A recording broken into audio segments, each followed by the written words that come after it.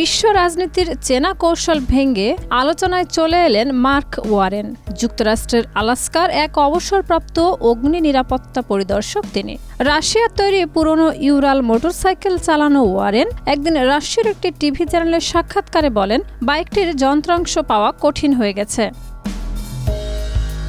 এই সহজ মন্তব্যই রাশিয়ায় ভাইরাল হয়ে পড়ে। পুতিনের আসন্ন আলাস্কা সফর সামনে রেখে রাশিয়ার সিদ্ধান্ত নেয় ওয়ারেনকে একটি নতুন ইউরাল গিয়ার আপ মোটরসাইকেল উপহার দেওয়া হবে, যার মূল্য প্রায় $22,000 বাংলাদেশি মুদ্রায়, যা প্রায় 26,69,000 টাকা।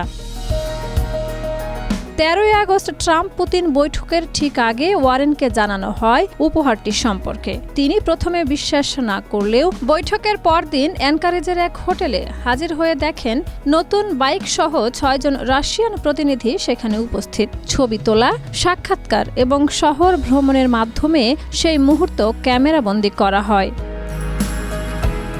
ওয়ারেন বলেন, আমি তো একেবারে সাধারণ মানুষ, এত গুরুত্ব পেলাম কেন বুঝতে পারিনি। উপহারে খুশি হলেও কিছুটা শঙ্কিতও তিনি ভুল বুঝাবুঝির আশঙ্কায়।